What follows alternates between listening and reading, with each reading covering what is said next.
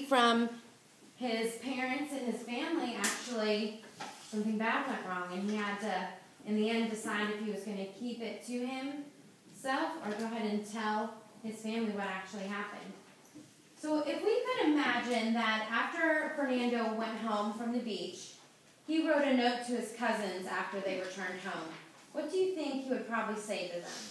Talk about it with the people around you, and then we'll discuss it, okay? What do you think he would write in a note that he would send to his cousins?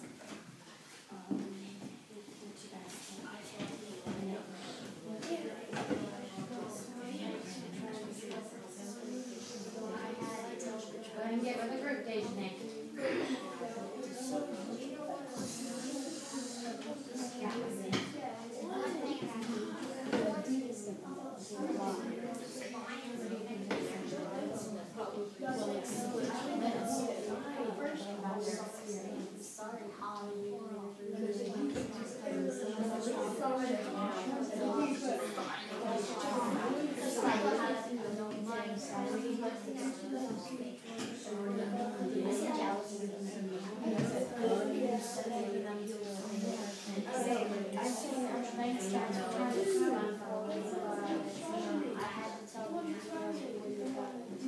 So what do we think?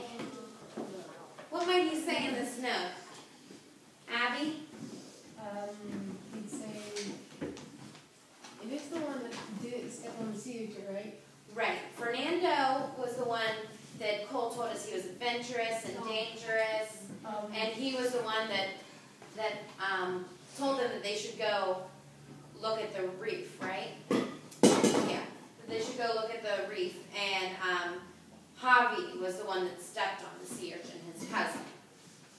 I think he'd say he's sorry. Why do you think he'd say he was sorry? Because he lied to all of their parents in Yeah. advance. And the sea urchin. Could have gotten them in big trouble if they would have found out, right? Yeah. That they were lying. Avery?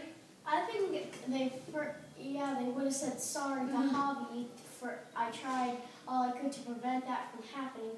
And second of all, thanks for trying to cover for me, because the two cousins did say no, it was me, and no, it was me.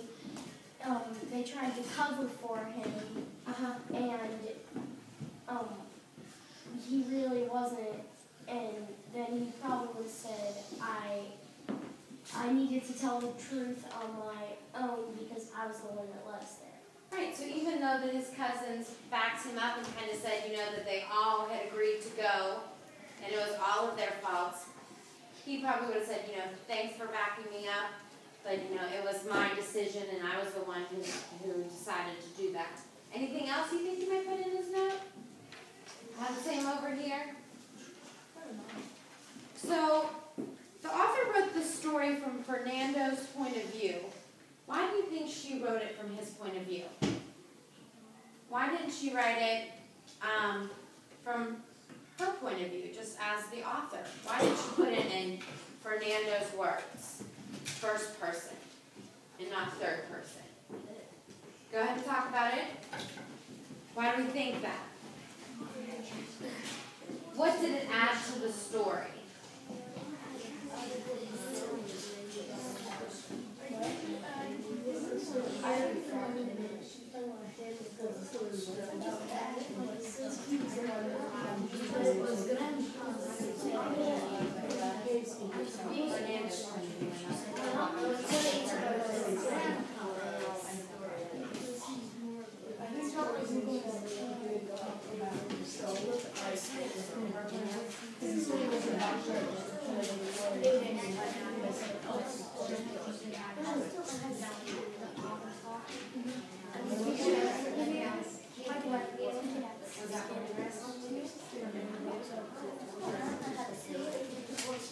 Okay, so what do we think? Why do we think the author wrote it from Fernando's point of view? Dejanay. Like what I get is that it'd be more interesting, not like do it all so you can get the full story of it. Yeah, he was actually telling the story. It was his experience. He was telling you what actually happened and in the order of what happened through his words and his description. Abby, did you want to add to that? We said that it was that basically the same thing, but she couldn't really talk about it because the story wasn't about her. Right. It would be less of a connection and less relatable because she would just be telling what happened to Javi and Fernando and his cousins. Good job, guys. So if we can turn to page 634 in your book.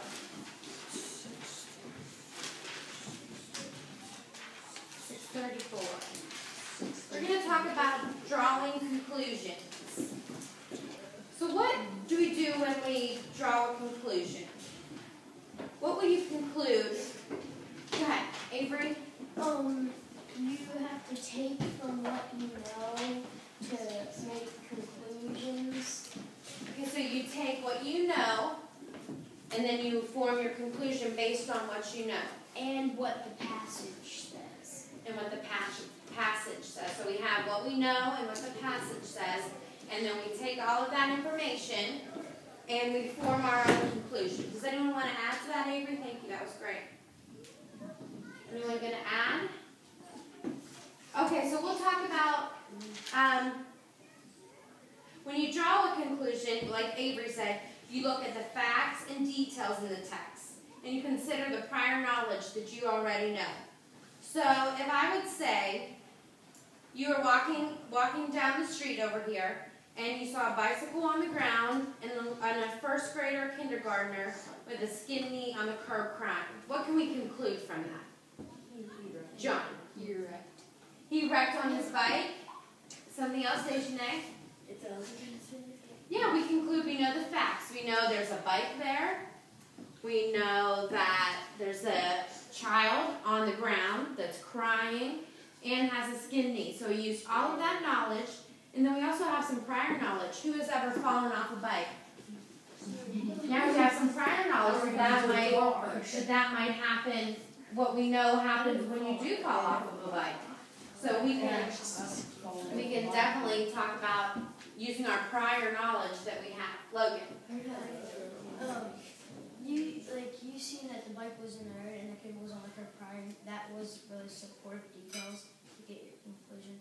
Yeah, we know the facts. Those are facts that we're using in our drawing conclusion. So who can read for us drawing conclusions? The first bullet. Logan?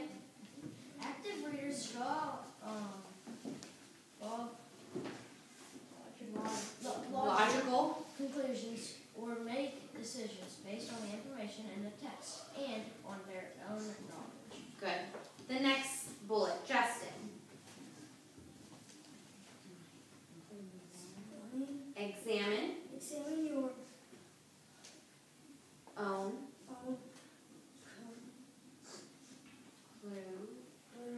as you read Conclusions. conclusion as you read